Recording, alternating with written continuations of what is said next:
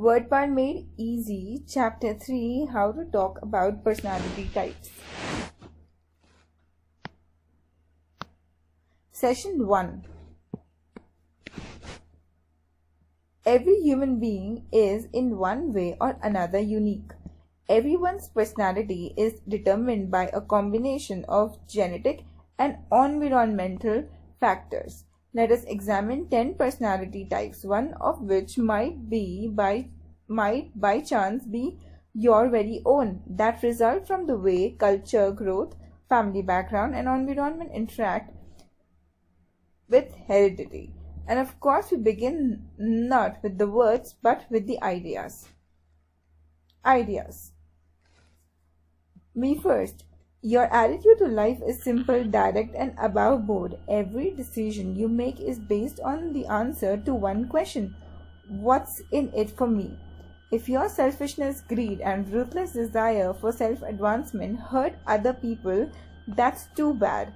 This is a tough world, pal. Dog eat dog and all that, and I, for one, am not going to be left behind. Then you are an egoist. So we learned a new word. An egoist is a person that is selfish and that believes in dog eat dog and all that, and I, for one, am not going to be left behind. The second idea is height of conceit. Now let's see. Have you heard about all the money I am making? Did I tell you about my latest amorous conquest? Let me give you my opinion. I know, because I am an expert at practically everything. You are so boastful to the point of being obnoxious. You have only one string to your conversational violin, namely yourself, and on it you play a number of monotonous variations. What you think, what you have done, how good you are, how you would solve the problems of the world, etc. ad nauseum. You are an egotist. An egoist person is selfish. An egotist person is boastful. And honestly, I hate people that boast, and I am very mean and ruthless to them. I don't know what personality trait I fall under.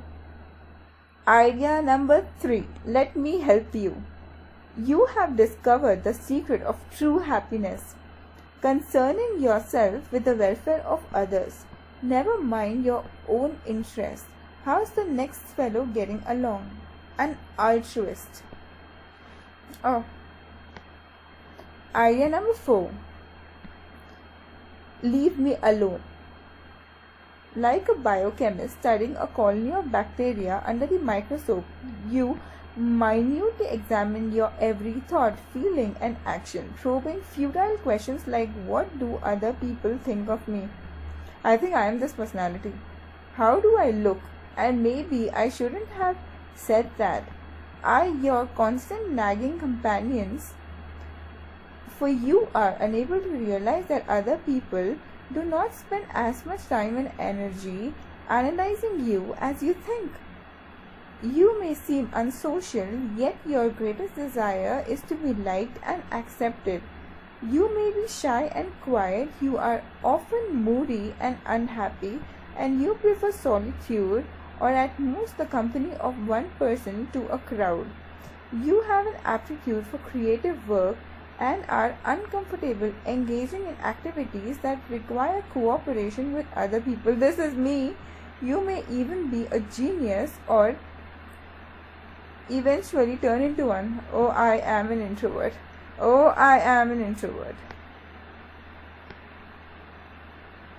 Let's do it together. You would be great as a teacher, counselor, administrator, insurance agent. You can always become interested, sincerely, vitally interested in other people's problems. You are the life of the party because you never worry about the effect of your actions. Never inhibit yourself with doubts about dignity or propriety. You are usually happy, generally full of high spirits. You love to be with people, lots of people. Your thoughts, your interests, your whole personality are truly outward. You are an extrovert. But I am opposite of extrovert. I am an introvert. Idea number 6. Neither extreme. You have both introverted and extroverted tendencies at different times and on different occasions. Your interests are turned in about equal proportions, both inward and outward. Indeed, you are quite normal in the sense that your personality is like that of most people. You are an ambivert. Idea number 7. People are no damn good. Cynical, embittered, suspicious. You hate everyone, especially, but never to be admitted yourself. The perfectibility of the human race? Nonsense. No way. The stupidity, the meanness, and the crookedness of most mortals, most probably all. That's your favorite theme. You are a misanthrope. So you hate people and you feel that everybody is mean. Women are no damn good. Sometime in your dim past, you were crossed, scorned, or deeply wounded by a woman, a mother or mother figure, perhaps. So now you have a carefully constructed defense against further hurt. You hate all women, a misogynist. Idea number 9. Marriage is an institution, and who wants to live in an institution? You will not make the ultimate legal commitment. Members of the opposite sex are great as lovers, roommates, apartment or house sharers, but not as lawfully wedded spouses. The ties that bind are too binding for you. You may possibly believe and possibly for yourself be right that a commitment is deeper and more meaningful if freedom is available without judicial proceedings. You are a misogynist. So we read misogynist, a person that hates being married. Misogynist, a person that hates women. Misanthrope, miss, that means you hate. Misanthrope, a person that hates people. Ambivert, you are a good balance of introvert and extrovert. Extrovert, you're extrovert. Introvert, you're introvert. Altruist, you think of others before you. Egotist, you boast. Egoist, you're selfish. Oh, amazing. Idea number 10. So where there is miss, it starts with hatred. Hatred of others. Either hatred of marriage, hatred of people, hatred of women, hatred of men. That the flesh is heir to. Self-denial, austerity, lonely contemplation. These are the characteristics of the good life. So you claim.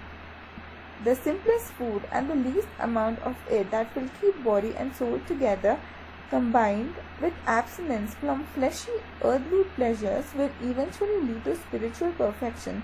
That's your philosophy. You're an ascetic. Using the words, you have been introduced to 10 valuable words.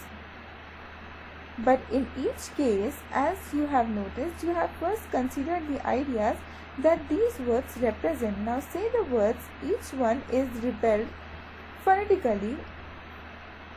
phonetically so that you will be sure to pronounce it correctly. Say each word aloud. This is the first important step to complete mastery. As you hear a word in your own voice, think of its meaning. Are you quite clear about it? If not, reinforce your learning by rereading the explanatory paragraph or paragraphs. Can you pronounce the word? Egoist, egotist, altruist, introvert, extrovert, ambivert, misanthrope, misogynist, misogamist, it's misogamist. Ascetic, ascetic, ascetic, misogamist, misogynist, misogamist. Can you work with the words? You have taken 2 long steps towards mastery of expressive words in this chapter. You have thought about the ideas behind them and you have said them aloud. For your 3rd step, match each personality with the appropriate characteristic action or attitude. Let's see. Egoist. I know an egoist is selfish. So, turns thoughts inward, hates marriage, talks about accomplishment, hates people, does not pursue, no, interests in the welfare of others, no, believes in self-advancement, yes. So, an egoist believes in self-advancement. Who is an egotist? I know that an egotist is one that boasts. So, if you are an egotist, you only talk about your accomplishments. If you are an altruist, what do altruists do? If you are an altruist, then you believe in, welfare of others. So definitely 3, I believe, should be F. And an introvert is like turns thoughts inward. This is easy. Extrovert is turns thoughts outward. And ambivert is like a balance. And misanthrope. What do you mean by mis means hatred.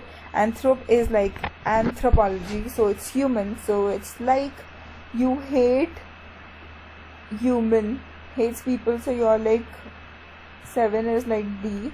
Misogynist is hates women. Misogamist is hates being married. Ascetic is ascetic. Ascetic is like a sadhu or a sant who does not pursue pleasure of flesh. I don't need to match it because I do remember the words, so eventually I'll get the answer. Now, do you understand the words? Now that you're becoming more and more involved in these 10 words, find out if they can make an immediate appeal to your understanding. Here are 10 questions. Can you indicate quickly and without reference to any of the previous definitions whether the correct answer to each of these questions is yes or no? So, let's just answer. Is an egoist selfish? Yes. Is modesty one of the characteristics of egotist? No. An altruist selfish? No. Does an introvert pay attention to himself? I think so, yes. Does an extrovert prefer solitude to companionship? Solitude to companionship, definitely no. Are most normal people ambiverts? Yes. Does misanthrope like people? No. Does misogynist enjoy the company of women? No. Does ascetic lead life of luxury? No. Does a misogamist try to avoid marriage? Yes. So now let's check the answers. First is yes, right. Second is no, right. Third is no, right. Fourth is yes. Fifth is no. Sixth is yes. Seventh is no. Eighth is no. Ninth is no. 10th is yes. Oh, I am a 10 on 10. Recall the words. You have thus far reinforced your learning by saying the words aloud, by matching them to their definitions and by responding to meaning when they were used in context. Can you recall each word now without further reference to previous material, and can you spell it correctly? Who lives a lonely, austere life? Definitely an altruist. Whose interests are turned outwards? Extrovert. Who's supremely selfish? Egotist. Who hates people? Misanthrope. Whose interests are turned both inward and outward? Ambivert. Who is incredibly conceited? Egotist. Height of conceit. Who is more interested in the welfare of others than his own? Altruist. Oh, lonely is not altruist. This is an ascetic. And welfare of others is altruist. Who hates women? It's a misogynist. Whose interests are turned inward is introvert. Who hates marriage? Misogamist. Gummy is marriage, and misogynist. Yes, so it's misogamist, and this is misogynist. Okay, I'm not checking the answers because I know most of them are right. Session 2, origins and related words.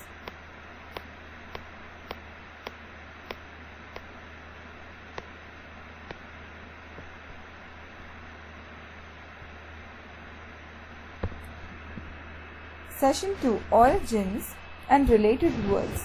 Every word in the English language has a history, and these 10 are no exception. In this section, you will learn a good deal more about the words you have been working with. In addition, you will make excursions into many other words allied either in meaning, form, or history to our basic 10. Oh, I'm so excited. Now, the first is ego. Egoist and egotist are built on the same Latin root, the pronoun ego, meaning I. I is the greatest concern in the egoist mind and most overused word in the egotist vocabulary. Words differentiated in your own mind by thinking of it in talk and additional T in egotist. Ego itself has been taken over from Latin as an important English word and is commonly used to denote one's concept of oneself, as in, what do you think of your constant criticism due to my ego? Ego has also a very special meaning in psychology, but for the moment you have enough problems without going into that. If you are an egocentric, you consider yourself the center of the universe. So ego is basically I. And T stands for talk. So an egotist talks, like boast, and an egoist is selfish.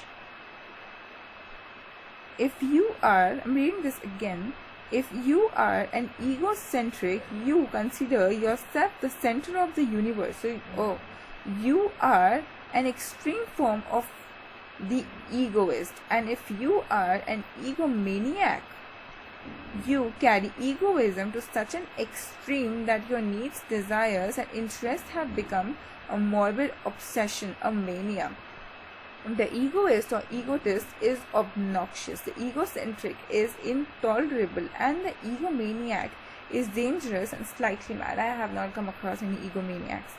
Egocentric is both a noun, what an egocentric her new roommate is, and an adjective. He's the most egocentric person I have ever met. So basically, adjective describes noun. So person is a noun and you're describing egocentric person, you're describing it. That's egocentric adjective. What an egocentric, now you are calling that person egocentric. So you're making egocentric noun. To derive the adjective form of egomaniac, add al, a common adjective suffix. Say the adjective aloud. Egomaniacal. Now this makes egomaniac an adjective. Egomaniac, you are an egomaniac. That is a noun. If I add al, egomaniacal, what an egomaniacal person she is, it becomes an adjective.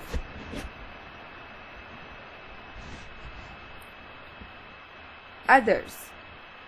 In Latin, the word for other is alter, and a number of valuable English words are built on this root. So in Latin, the word for other is alter.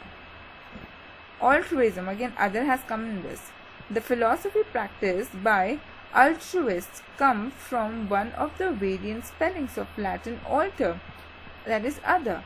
Altruistic. Altruism is noun, altruistic is adjective. Actions look toward the benefit of others. If you alternate You skip one and take the other. So it's alter. Or alter, altruism, altruistic. Alternate also is like other. So you skip one and you take other. That's alternate. So to speak, as when you play golf on alternate Saturdays. An alternate in a debate, contest or convention is the other person who will take over if the original choice is unable to attend. And if you have no alternative, you have no other choice. You see how easy it is to understand the meanings of these words once you realize that they all come from the same source. And keeping in mind that alter means other, you can quickly understand words like alter ego, altercation, alteration. And alteration is, of course, a change, making into something other. When you alter your plans, you make other plans. And that's alteration. And what is altercation? Altercation is a verbal dispute. When you have an altercation with someone, you have a violent disagreement, a fight with words. And why? Because you have other ideas, plans, or opinions than those of the person on the other side of the argument. Altercation, by the way, is stronger than quarrel or dispute. The sentiment is more hated, the disagreement is likely to be angry or even hot-tempered. There may be recourse. The disputants are humans to profanity or obscenity. You have altercations, in short, over pretty important issues, and the word implies that you get quite excited. Alter ego. So we understood. We read about the word alter. It's other. So altruism. You think about the benefits of others. Altruistic. It just makes it adjective. You're an altruistic person. That is who follows altruism.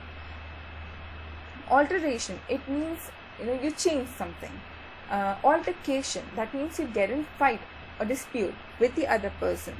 And what else? Alter ego, which combines alter, other with ego.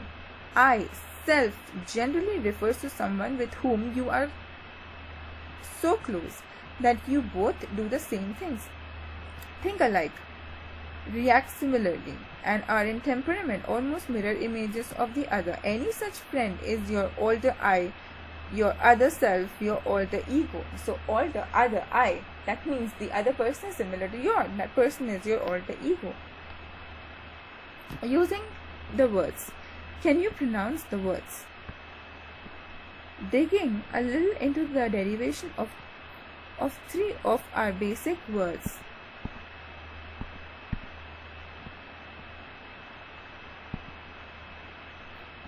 Digging a little into the derivation of three of our basic words, egoist, egotist, and altruist, has put us in touch with two important Latin roots. Ego, that is I, self, alter is other, and has made it possible for us to explore with little difficulty many other words derived from these roots. Pause now. For a moment, go digest these new acquisitions and to say them aloud. Ego, egocentric, egomaniac, egomaniacal. Altruism, altruistic. To alternate, alternate, alternative, alteration, alter, altercation, alter ego. Can you work with the words? You have seen how these 13 words derive from the two Latin roots ego, I, self, and alter, other, and you have pronounced them aloud and thereby begun to make them part of your own active vocabulary. Are you ready to match definitions to words? Sure. I just hid the answers. Ego. Ego is like I, one who is excessively fixated on his own desires, needs, etc. ego is like I, so it's like one's concept of oneself. I just read like fatafat. What is egocentric? A person that thinks that they're the center of universe, so you are like fixated on your own desires and needs. Altruism, that means you think of putting others' welfare, so it's other, right? So you are like putting others' welfare. To alternate is like to change, and to alter is to change, right? To alter, alternate. Okay, so alternate is to skip one, to take one, skip one. To alter is to change, and altercation is to get into fight with somebody. So it's basically argument. That is C. Can you work with the words? Okay, let's begin. What is egomaniacal? He's like extreme form of egoist.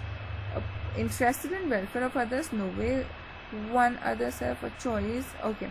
Morbidly, obsessively rapt. So you are F. Who's an altruistic? An altruistic is like, you basically are interested in welfare of others. So you are C. An alternative is nothing but, it's like, I would say an alternative is like other possible. Something else possible. That's alternative according to me. So it should be like B. Alternative. Alteration. An alteration is like a change, definitely.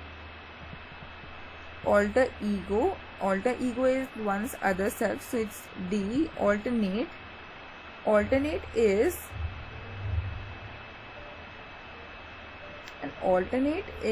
other possible, right? Alternate is other possible, so this is B.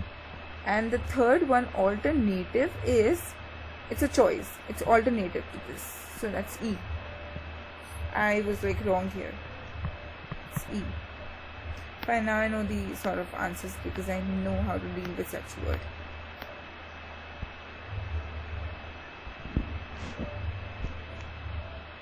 Do you understand the words? If you have begun to understand these 13 words, you will be able to respond to the following questions. Is rejection usually a blow to one's ego? Yes. Are egocentric people easy to get along with? No. Does an egomaniac have a normal personality? No. Are egomaniacal tendencies a sign of maturity? No. And altruism a characteristic of selfish people? No.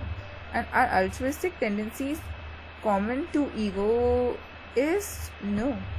An alternate plan necessarily inferior? Is an alternate plan necessarily inferior? No. Necessarily inferior. Why should you be inferior? Okay, I don't know. Does an alternative allow you some freedom of choice? Absolutely. Does alteration imply keeping things the same? No, you're changing it, right? No. Do excitable people often engage in? Yes. When you're very excited about something, you do. Yes.